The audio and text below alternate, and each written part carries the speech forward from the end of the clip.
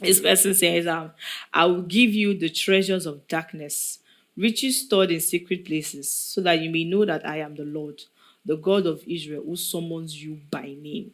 Can you tell us what treasures of darkness and riches stored in secret place means in this Bible verse? You people, spiritual want to do today. I think a while back we spoke about money. Yeah. And we look at the tripartite dimension of money, how that money is a spirit, money has a soul, and money lives in a body. And then we also looked into mammon, being the spirit of money. Yeah. Then I think we also looked at secret court and secret place. One time when they were asking whether the conclave is a secret court or whatever. So I said it over and over again. You are either in the secret court or you are in the secret place. Now, the Bible there is saying that money is the hidden riches of secret places and the treasures of darkness. It means that money is not accessible and available without a journey. So you have to journey from where you are to where the money is. And there are secrets that will help you to be able to locate money. Yeah. But those secrets can either be gotten when you are in the secret place of the Most High, for him to unveil to you how to get into the secret place where the money, the hidden riches in the secret place, or you are going through the secret court for them to show you how to enter into the secret place. So it still boils down to what I always say, secret court, secret place, because money itself is hidden riches. Look at, we're sitting down here right now. If you go downstairs, you'll see sand. Yeah. But you won't see gold. But under the ground, there's gold. You will see sand, you won't see crude oil. Under the ground, there's crude oil. You will see sand, you won't see water. Under the ground, there are wells of water. So you have to go deep to connect with some things. That's what it means, journeying into the secret place, into a place of knowledge, understanding, insight, where you can now become the kind of person that can attract the kind of money that you're expecting. And I say to people, in the realm of the spirit, there are many things that speak. For instance, now, you are hearing my voice, I'm hearing your voice. Yeah. Even without the microphone, you will hear my voice, I will hear your voice. Why? Because we are close to each other. But if I'm using the microphone and we have speakers, people that are around will hear my voice through the speaker. But can you hear the voice of spirits? So there are voices that you cannot hear.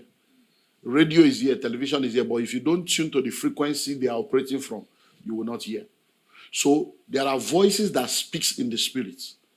And in order for you to be able to have power in the realm of the spirit, you need to know how to use those voices. And that is why secret court and secret place is very powerful. One of the voices that speaks in the spirit is blood. That is why people go into secret court to shed blood, because they want to use blood to access the spirit realm. Because blood is one of the access to the secret place.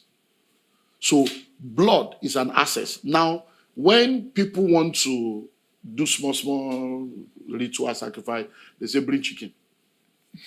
And go and bring goats. Go and bring this, bring that. At a point, when you want to enter into some realms, it's human sacrifice. It's not animal. So when you see people that are still doing goats, doing chicken, it's small. When you talk human sacrifice, go and open kill a pregnant woman, open the womb, bring out the baby, grind it and use it to do soap that you'll be using to bath. Do you understand now? Or take a day-old baby, pound down like yam.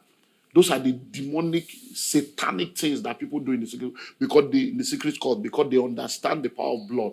Because in the realm of the blood speaks. The blood of your brother Abel is crying out for vengeance. The blood of Jesus speaks better things than the blood of Abel. So people understand that. They are in the secret court, they use blood. In the secret place, we use communion. And we use the blood of Jesus because we understand access. So for you, we use sacrifice. You know, when you go to work, you labor and they pay you money. That money is your sweat. That money is your blood. So when you carry a seed and you sow sacrificially, you are shedding blood. So it triggers things in the realm of the spirit. So those are things that people don't understand. So when you say treasures of darkness, it means you have to journey into it with light. You have to be enlightened, to enter it with light that will enlighten the place to show you where the treasure is. When you say hidden riches or secret places, it means there are secrets you need to know. And there is a journey into a secret place you need to go into to get it. And those are the two ways: Babylon or covenant, secret court or secret place. Wow. Okay. This other question says, what are the vehicles of wealth creation? That's a whole. I think I will advise people get my book. In the School of Money, I have an entire module on the vehicles of wealth creation. Now, I say to people,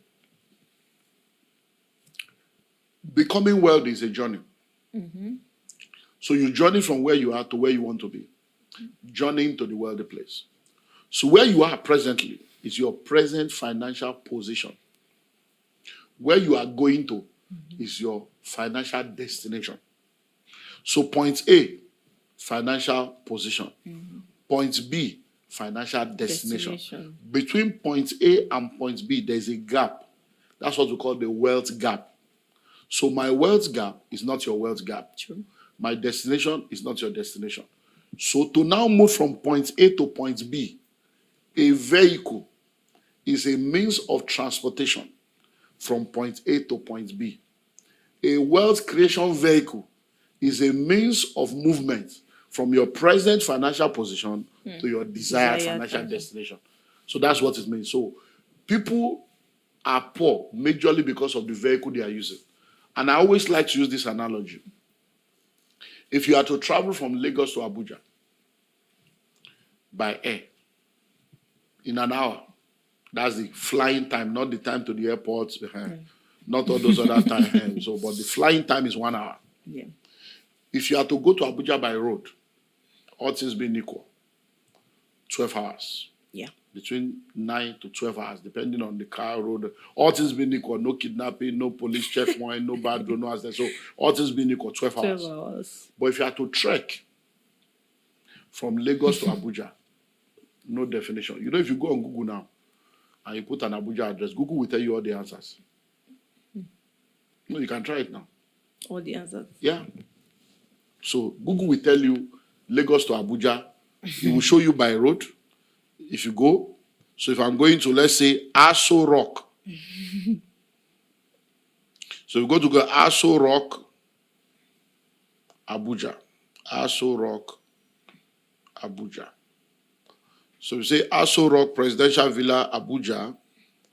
So Google here is saying a 330.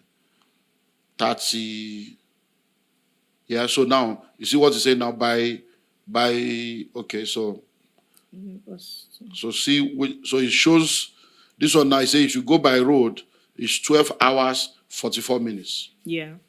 Yes. By road. So if we check by trekking now, so by air, so you can actually see, it will show you 154 hours. So you see now, so you say if you are trekking, 154 hours.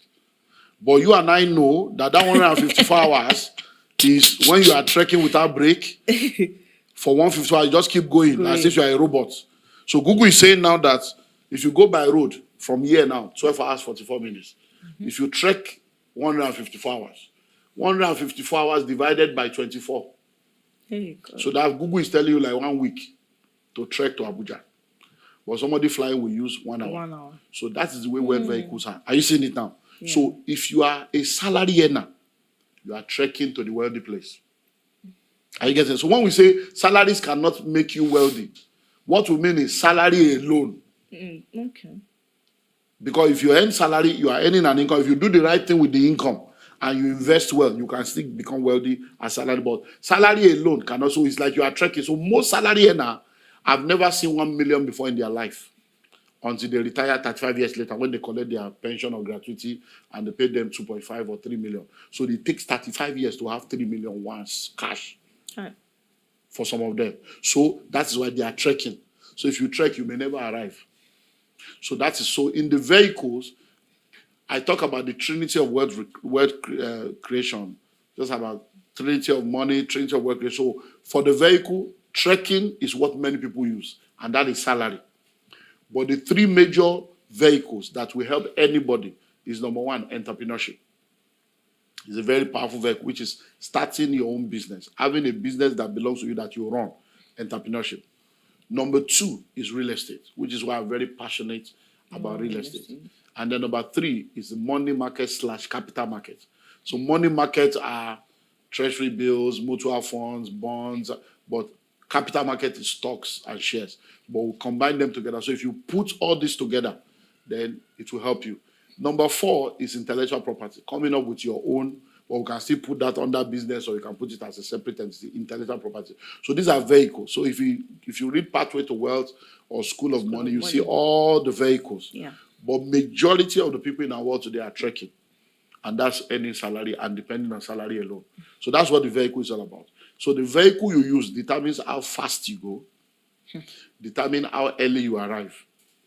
And if you decide to not do all the other things we are telling you to do, then you may end up making $1 million, maybe at the age of 70 when you retire. That's what I was just about to say. If you are trekking, that means by the time you even get there, you'll be burnt out. You are gasping for air. You can. So by the time you see a lot of people right now, we get messages from people who say, "I've just retired. They have paid us. What do you think I should do? I have 3 million. I have 2.5. I have 5 million. What do you think? Because they have spent all their life working to earn instead of working to learn. You don't work to earn, you work to learn. That's why we say your learning capacity determines your earning capacity. So as you are working, you should be learning, not earning. And when they now finish after 35 years, 36 years, 37 years, they have 3.5, they have 5 million, they have 7 million. They don't know what to do because they have never learned anything. They will now end up going to put the money in one scheme.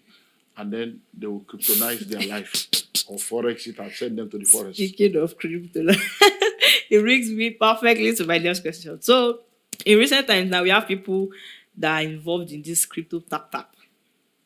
This tap. I don't know if you've heard of it. So, do you think it's something worth investing your time and money? Well, like I've always said, there is nothing wrong in cryptocurrency as a concept. It's the future. It's part of the evolution of money. Yeah. Money has evolved from the agrarian age to the industrial age to the technological age that we're in right now. So money is evolving. So cryptocurrency is a major legal, global, acceptable reality of the future.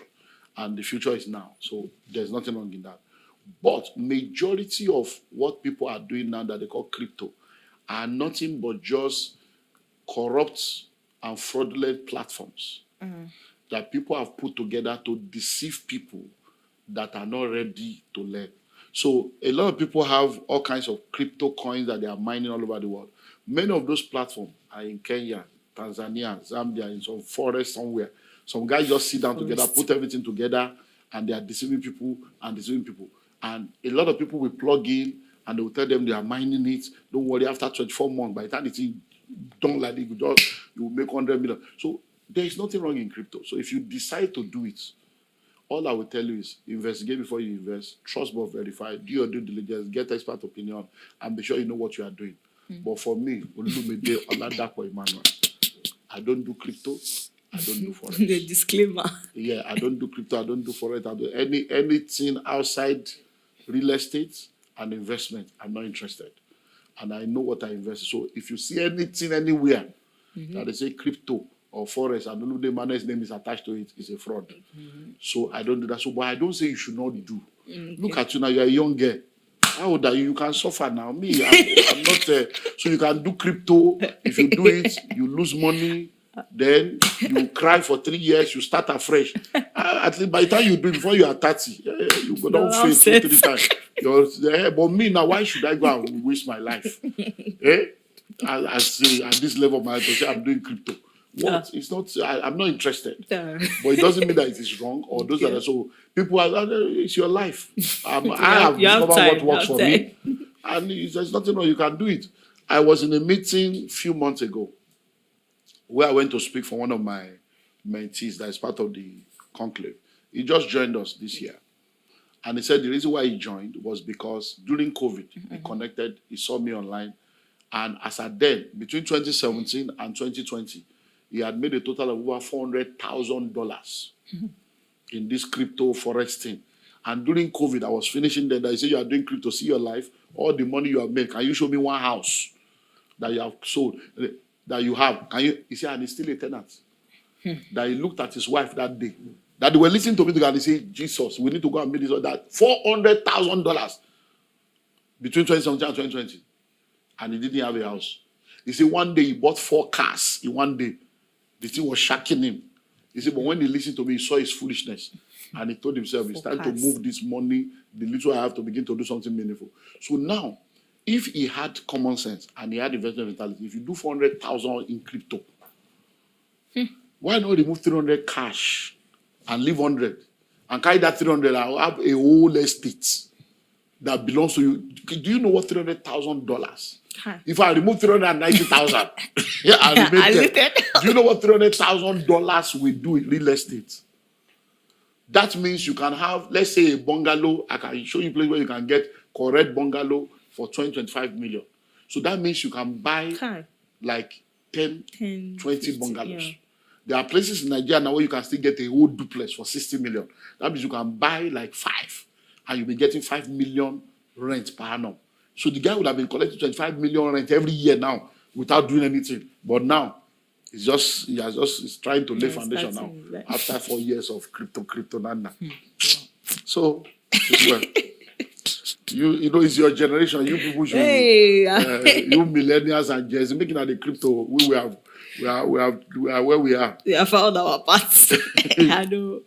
Okay, sir. Like we always do, we are gradually coming to the end of this episode.